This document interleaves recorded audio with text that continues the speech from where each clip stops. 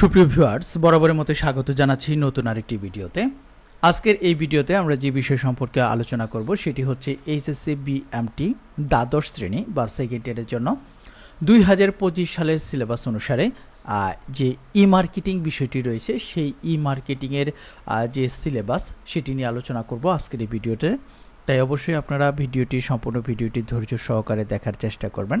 আর আমি আপনাদের একটি প্রসেস জানিয়ে দেব যে ই মার্কেটিংয়ের যে মডিউলগুলো রয়েছে সেই মডিউল থেকে কিভাবে আপনারা কিছু প্রশ্নের উত্তর আপনারা পাবেন সেই টেকনিকও আজকের এই ভিডিওতে জানিয়ে দেব। যেহেতু এটি সম্পর্কে সুপার সাজেশন তৈরি করা সম্ভব হয়নি, তাই এটির সুপার সাজেশনের জন্য দয়া করে আপনারা হোয়াটসঅ্যাপে নক দিবেন না, কেননা এটির সুপার সাজেশন কিন্তু তৈরি করা হয়নি। তবে আজকের এই ভিডিওতে আমি আপনাদের কিছু টেকনিক শিখিয়ে দেব, সেই টেকনিক অবলম্বন করলে আপনারা ই মার্কেটিংয়ের কিছু প্রশ্ন হলেও আপনারা ইন্টারনেট থেকে সংগ্রহ করতে পারবেন। তাই অবশ্যই ধৈর্য সহকারে সম্পূর্ণ ভিডিওটি দেখার চেষ্টা করবেন। আর চ্যানেলে নতুন হয়ে থাকলে অবশ্যই চ্যানেলটিকে সাবস্ক্রাইব করে পাশে আসা বেল আইকনটি বাজিয়ে রাখুন। তো আমরা আর কথা বাড়াবো না, সরাসরি চলে যাব মূল ভিডিওতে।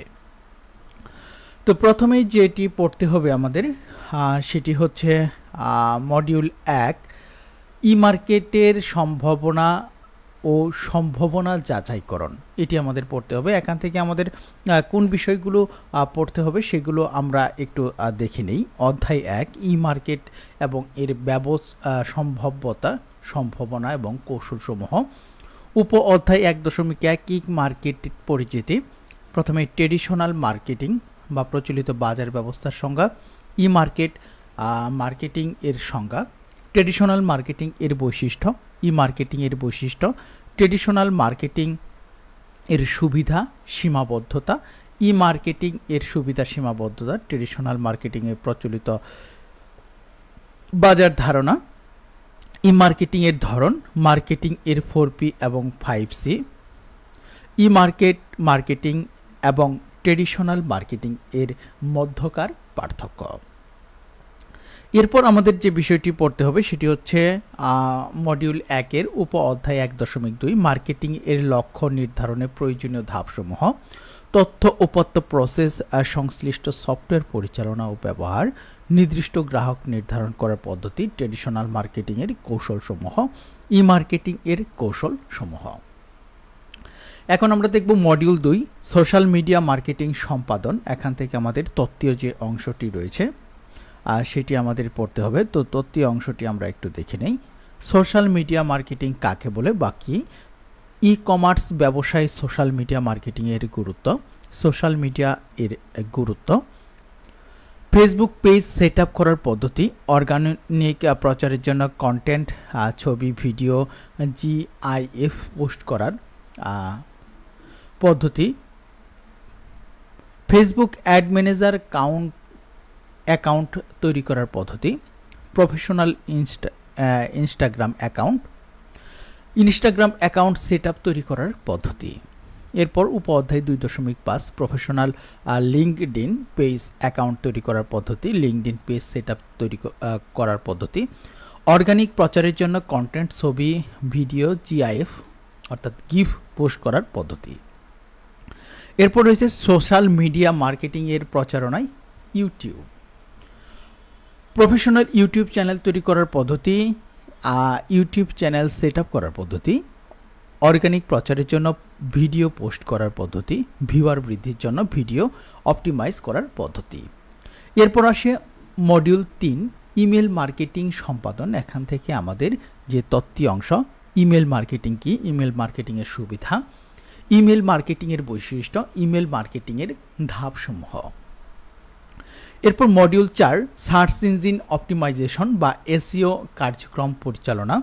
এখান থেকে আমাদের যে তাত্ত্বিক অংশটি রয়েছে সেটি হচ্ছে search engine optimisation, search engine অপটিমাইজেশনের প্রকারভেদ, সার্চ ইঞ্জিন অপটিমাইজেশনের বৈশিষ্ট্য, black hat search engine optimisation ও হোয়াইট হ্যাট সার্চ ইঞ্জিন অপটিমাইজেশনের মধ্যে পার্থক্য, কিওয়ার্ড রিসার্চ প্রক্রিয়া, কিওয়ার্ড রিসার্চ টুলস। এরপর উপ অধ্যায় 4.2 থেকে আমাদের পড়তে হবে কিওয়ার্ড কি, কিওয়ার্ড সমূহ থেকে কিওয়ার্ড পছন্দ করার পদ্ধতি, ব্যাকলিঙ্ক এর পরিমাণ আর নির্ণয় করার পদ্ধতি। এরপর আসে module 5 search engine marketing SEM কার্যক্রম পরিচালনা। এখান থেকে তাত্ত্বিক অংশ থেকে আমাদের পড়তে হবে সার্চ ইঞ্জিন মার্কেটিং সম্পর্কে ধারণা, সার্চ ইঞ্জিন মার্কেটিং এর কৌশল, পেইড মার্কেটিং এর প্ল্যাটফর্ম সমূহ, ক্যাম্পেইন এর প্রকারভেদ, ডাইনামিক সার্চ ক্যাম্পেইন। এরপর রয়েছে মডিউল 6 ইনবাউন্ড মার্কেটিং এবং অনলাইন রেপুটেশন পরিচালনা। এখান থেকে আমাদের তাত্ত্বিক অংশ থেকে পড়তে হবে ই কমার্স ব্যবসায় ইনবাউন্ড মার্কেটিং, ইনবাউন্ড মার্কেটিং এর বৈশিষ্ট্য, ইনবাউন্ড মার্কেটিং এর সুবিধা, ইনবাউন্ড মার্কেটিং এর কৌশলসমূহ। এরপর রয়েছে অনলাইন রেপুটেশন ব্যবস্থাপনা। এখান থেকে আমাদের পড়তে হবে ই কমার্স ব্যবসায় online reputation marketing, online reputation ম্যানেজমেন্টের সুবিধা, অনলাইন রেপুটেশন ম্যানেজমেন্টের প্রক্রিয়াসমূহ। আমরা একটু ক বিভাগ সংক্ষিপ্ত প্রশ্ন 8টি থাকবে, 4টি প্রশ্নের উত্তর দিতে হবে। এখানে প্রতিটি প্রশ্নের মান হচ্ছে 5, 4 5 20। আর খ বিভাগ রচনামূলক থাকবে 8টি, এখান থেকে 4টি প্রশ্নের উত্তর দিতে হবে, প্রতিটি প্রশ্নের মান হচ্ছে 10, অর্থাৎ 60 নম্বরের মধ্যে পরীক্ষা অনুষ্ঠিত হবে। তো এখন আমি আপনাদের যে প্রসেসটি রয়েছে সেটি একটু জানিয়ে দিব।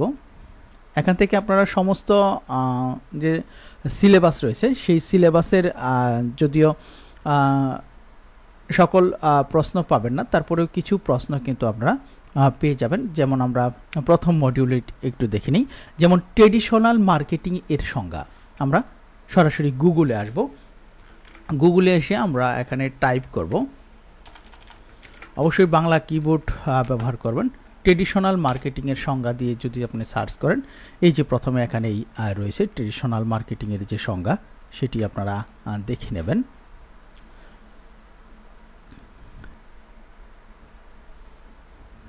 তো এইভাবে যদি সার্চ করেন সেক্ষেত্রে কিন্তু এই যে এই বিষয়গুলো রয়েছে এই বিষয়গুলো আপনারা এখান থেকে দেখে নেবেন।